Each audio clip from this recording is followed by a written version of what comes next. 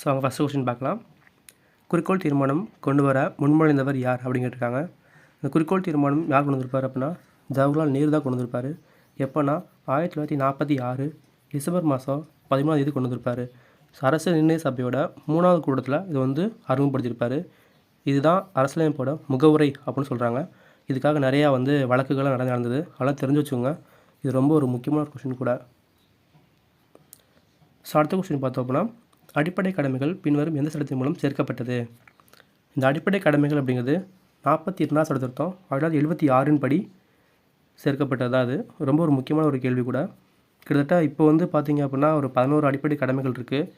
இதில் 10 அடிப்படை கடமைகள் அப்படிங்கிறது சரண் சிங் கமிட்டி மூலமாக சேர்க்கப்பட்டது. ஆனால் 11வது அடிப்படை கடமை மட்டும் வர்மா கமிட்டி மூலமாக சேர்க்கப்பட்டது. ஸோ அடுத்த கொஸ்டின் பார்த்தோம் அப்படின்னா இந்திய அரசியலமைப்பை வரைவுக்குழு அளித்த நாள் அப்படின்னு கேட்டிருக்காங்க. ஸோ இந்திய அரசியலமைப்பு வந்து எப்போ வரைவுக்குழு அளித்தாங்க அப்படின்னா பிப்ரவரி மாதம் 21 1948 வந்து அளிச்சிருப்பாங்க. ஸோ ரொம்ப ஒரு முக்கியமான கொஸ்டின்கள். இந்த வரைவுக்குழு எப்போ வந்து போட்டாங்க அப்படின்னு பார்த்தோன்னா 1947 ஆகஸ்ட் மாதம் 29 தான் வந்து வரைவுக்குழு வந்து அமைச்சிருப்பாங்க. ஸோ வரைவுக்குழுவோட தலைவர் அப்படின்றது நமக்கு எல்லாம் தெரிஞ்சது தான். ஜவஹர் அம்பேத்கர் வந்து இது தலைவராக இருப்பார். ஸோ அடுத்த கொஸ்டின் பார்த்தோம் அப்படின்னா இந்தியாவின் முதல் கல்லாயுதம் எங்கே கண்டுபிடிக்கப்பட்டது? ரொம்ப ஒரு முக்கியமான கேள்வி கூட இது.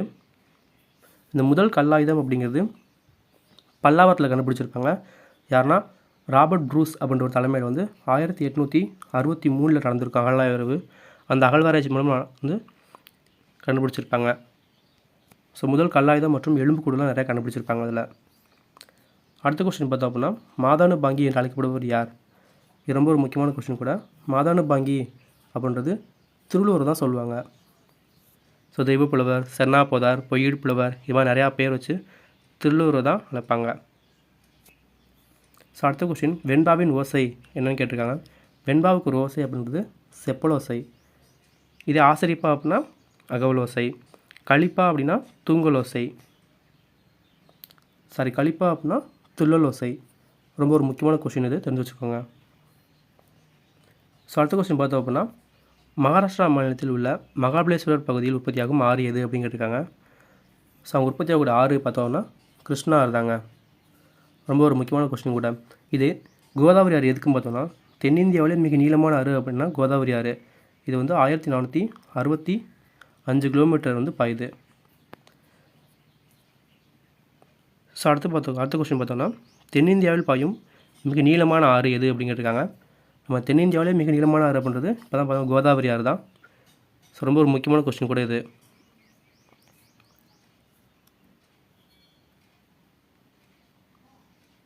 அடுத்த கொஸ்டின் ஆனைமலையில் உள்ள ஆனைமுடி சிகரத்தின் உயரம் எவ்வளவு?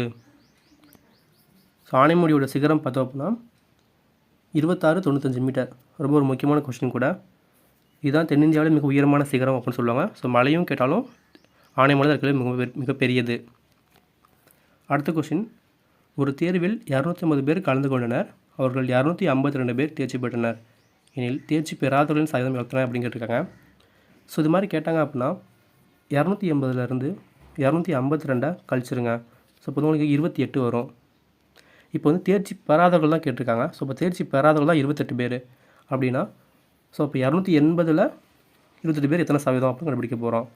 ஸோ அடிச்சிட்டிங்கன்னா அப்படின்னா 10%. இதாங்க ஆன்சர்.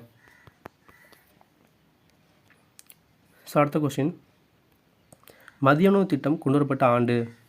இந்த மதிய உணவு திட்டம் எப்போ கொண்டு வந்தாங்க பார்த்தோன்னா 1956 கொண்டு வந்திருப்பாங்க. ஸோ அது கொண்டு வந்தது யாருன்னா காமராஜர், அப்போதைக்கு முதல்வர் தலைமையில் கொண்டு வந்திருப்பாங்க. ஸோ அடுத்த கொஸ்டின் இந்தியாவின் முதல் பொது தேர்தல் நடந்த ஆண்டு அப்படின்னு கேட்டிருக்காங்க. முதல் பொது தேர்தல் எப்போ நடந்துச்சு அப்படின்னு பார்த்தோன்னா 1952 தான் இப்போதைக்கு சரி.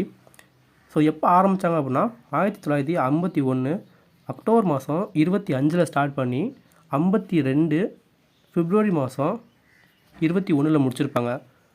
ஸோ ரொம்ப ஒரு முக்கியமான கொஸ்டின் கூட இது. அப்போதைக்கு முதல் பொது தேர்தல் நடந்திருக்கும். அதில் ஜெயிச்சது யாருன்னு பார்த்தோன்னா ஜவஹர்லால் நேரு ஜெயிச்சிருப்பார். ஸோ அடுத்த கொஸ்டின் ஹரப்பா நாகரிகம் ஒரு நகர நாகரிகம் கூற்று அப்படின்னா இது சரிதான். திட்டமிடப்பட்ட நகர அமைப்பு மேம்பட்ட கழிவுநீர் அமைப்பு அப்படின்னு கேட்டிருக்காங்க. ஸோ இதுவும் சரிதான். ஸோ கூற்று மற்றும் காரணம் இரண்டுமே சரி. சிந்துவெளி அகழ்வாராய்ச்சியின் போது இந்திய தொல்பொருள் ஆய்வின் இயக்குனர் ஜெனரல் யார் அப்படின்னு கேட்டிருக்காங்க. ஸோ அப்போதைக்கு இருந்தவர் யாருன்னு பார்த்தோன்னா சர் ஜான் மார்ஷல். இவர் தான் வந்து தலைவராக இருந்திருப்பார்.